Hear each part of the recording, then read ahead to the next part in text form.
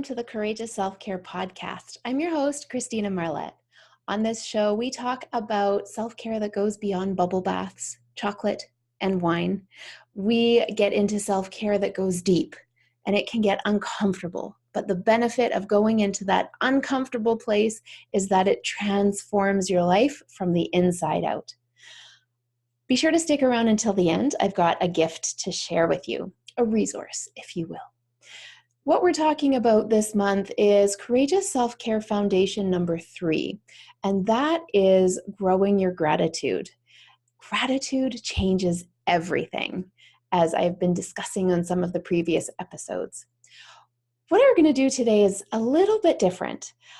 You see, over the last few months, sometimes I find myself in a cafe, well, often because that's something I love to do, and occasionally I'll find myself next to some generally women who I overhear their conversation, and if only they were my clients, I would love to coach them through. You see, we go to our friends to get solutions, but sometimes our friends and our family, they're too invested in our lives, and so they don't give the best advice. That's where a coach comes in. A coach is completely outside of your situation, and so a coach can see it with greater vision, and a coach, of course, has been trained to help move through these obstacles. So yeah, I was sitting next to these two women in particular, and I just wished that I could work with them as a coach because I had so many perspectives for them that I knew would make a difference in their lives. So this episode is going to be called I Spy Coaching. They won't benefit from what I have to offer in terms of coaching, but perhaps you will, or you'll see it in your own life. So I was kind of spying, I will admit that, and I have some solutions. So first, let me paint the picture for you of what I was overhearing, and this time my son happened to be with me, and even he noticed. He's 9, and he kept on looking over at me, and I said, we'll talk about it later. And when we were in the car, he had so many observations that I was thrilled that he had. So here's what happened. My son and I were on a little date, and we were having some amazing Tibetan food. And then these women sat down next to us, 2 women, probably, I'd say in their late 40s, early 50s. And from the time they sat down, after they got over the initial pleasantries, it turned into a complain-a-thon. And people get into this sometimes. This is a demonstration of our very deeply ingrained relationship with lack, not having enough. And when people don't have enough, they want to one-up each other. So one woman would say something, and then the other woman would say something to try to better the complaining, and then it went up and up and up and up and up. So initially they were complaining about traffic and how long it takes to get from one place to another. And they must have talked about traffic and different roads for a good 10, 15 minutes. Well, I was on this road and it took me an hour to get through. Oh, well, I was on this road one time and the traffic was horrendous and this happened and this happened. Oh, well, you should hear this. And it was just going up this ladder, and you could tell that they were really getting fed by this trying to one-up each other. Then it turned into conversation about Facebook. And one of the women was criticizing other posts that she saw on her feed. So the comment in particular that I thought was funny and sad at the same time was that she was commenting on a friend who was traveling, and she said, I'm just so frustrated with her. She's always posting pictures of food and museums, and it's just so annoying. And I'm not even exaggerating her tone. So that is what she was saying. And I'm going to give you some solutions for this after I finish the scenario. that's what happened with the Facebook. And then they ordered their food. And one woman was in concern and worry that her food wouldn't be spicy enough. So she was talking with the waitress, and the waitress said, well, do you want mild, medium, or spicy? And she said, well, tell me about how the medium and spicy are. And the waitress said, most people go for the medium and find that it's very spicy. And my son and I had ordered a medium dish, and we were nodding at each other. We would agree that the medium was definitely spicy enough. But as soon as the waitress left and she had placed her medium order, she started to worry. Oh, I hope it's spicy enough. I really like spicy food. I don't feel like it's going to be spicy enough. And she spent a lot of time ruminating about the spice level. So eventually, when the food arrived, they had their first bites. And because they were in this complain-a-thon, do you think they were satisfied with their food? No, they weren't. They started to complain about that. Oh, I knew I should have gotten the hot. This isn't spicy enough. And they didn't look for any solutions. They just kept on complaining. And eventually my son and I finished before they did. And we went out to the car, and Oakley said, Mommy, those women were just complaining and complaining and complaining. I said, I know. Did you notice what happened when the food came? He said, yes, they just continued to complain about that. That is a very typical demonstration of this attachment to lack, of not having enough. And getting into a complain-a-thon is also a signal of something else. So I have 2 I Spy coaching solutions that are related to courageous self-care.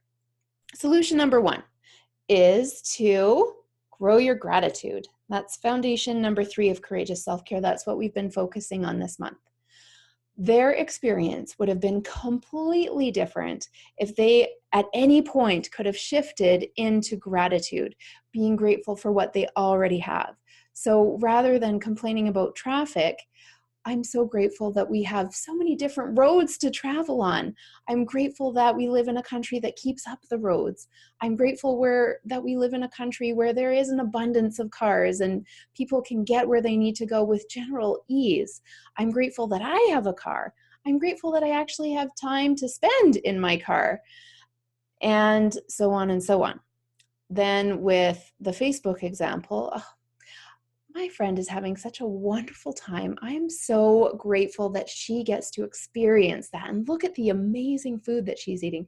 And look, we're in a restaurant too, and we get to eat amazing food today. And she's been traveling, and I can tell she really is enjoying these museums. I'm so grateful that she gets to have this experience. So gratitude is an amazing antidote for jealousy. That's what was the undercurrent, I suspect, for complaining about this Facebook friend.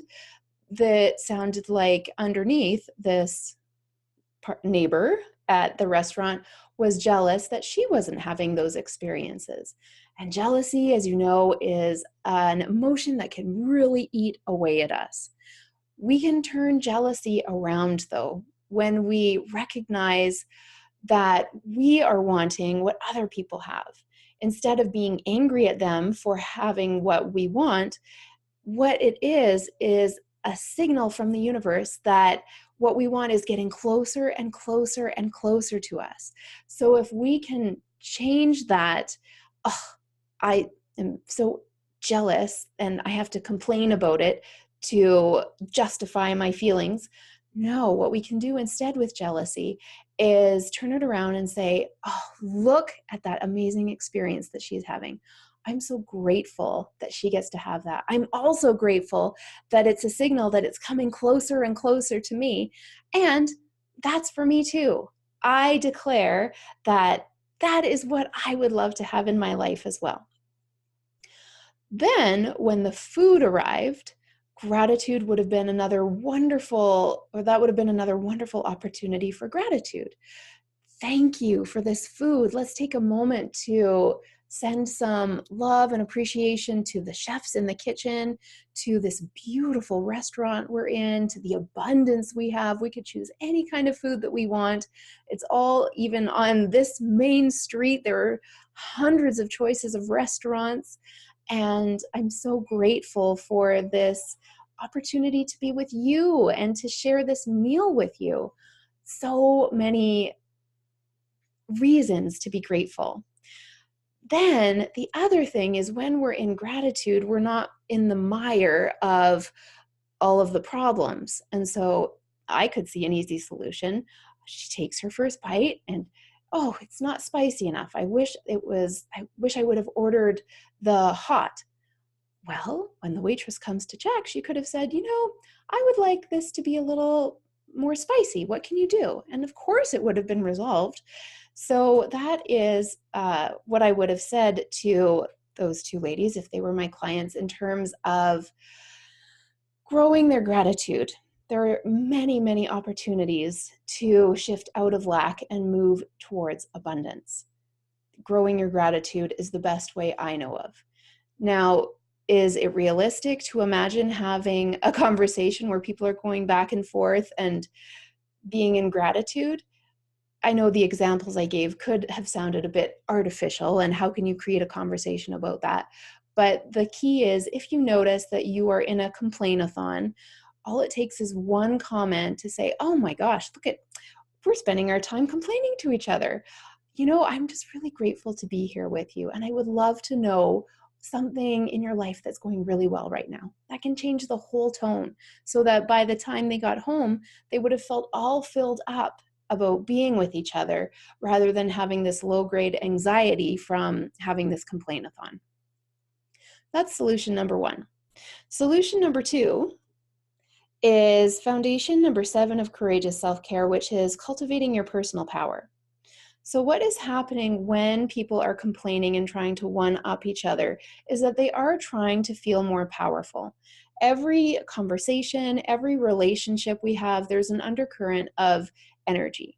And if we aren't feeling whole and complete, we're going to try and subconsciously steal the other person's energy, proving that we are more powerful. This happens over and over and over as an undercurrent of every relationship and every conversation, unless we are aware of it and can take steps towards alleviating it and realizing that we can be equal. We don't need to one-up each other. Cultivating your personal power. That means filling yourself up on the inside, knowing the ways that you are powerful so that you don't need to prove to someone else that you are.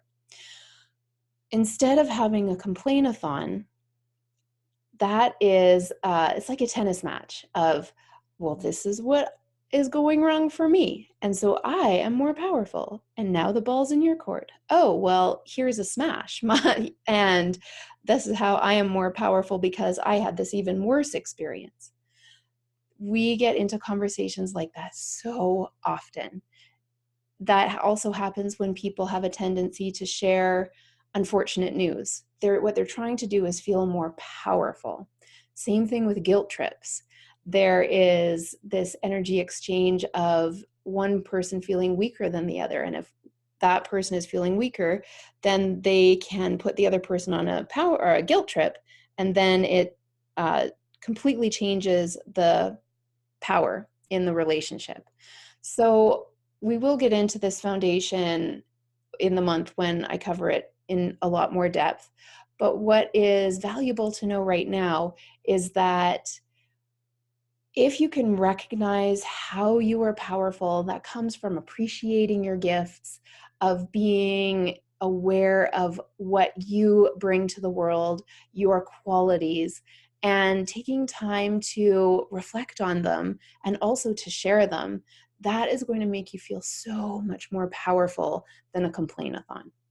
So if I was working with either one or both of these women, we would get into some action-oriented strategies on how to cultivate your personal power so that they don't feel the need to have complain-a-thons. And just as an aside, people who complain a lot, and this is where vanity can help you, people who complain a lot, they actually develop jowls, because the way that our bodies work, the cells are distributed based on how we show up in the world, based on our behavior and what's going on the inside. And when we complain, that's a very heavy energy. And eventually, after years and years of complaining, it will give you jowls. So if that alone is reason enough to not complain all the time, then use it. That is the I Spy coaching episode I wanted to share with you today. Cultivating your personal power and growing your gratitude are wonderful antidotes for complainathons, and they will leave you feeling so much more full and happy and content and fulfilled, rather than focusing on what's going wrong and trying to one-up each other. I do have a gift to share with you. It is a resource called the Self-Care Style Quiz. This is a quiz you can take to learn how you are interacting with self-care at this point in your life. You might be at a very basic beginner level. You might have no self-care practices, or you might be doing quite well, especially if you've been following along on this podcast and implementing the action steps. And it's wonderful to find out where you're at, because it's our greatest journey in life, to figure out and fall in love with who we are. And quizzes can be very helpful for that.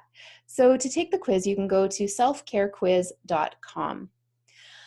This podcast airs Monday through Friday, and there are always 3 episodes where I share about the courageous self-care practices and action steps and foundations. And then there are 2 interviews where my guests share their stories of courage. If you would like to apply to be a guest, you can go to ChristinaMarlette.com, where there is a place to apply to be a guest. And I encourage you to do that, especially if it's outside of your comfort zone, because everyone has a story of courage. Thank you so much for listening. If you enjoyed this episode, please like it, leave a comment, and share it with your friends. If you're watching on YouTube, you can become a subscriber to the Courageous Self-Care channel.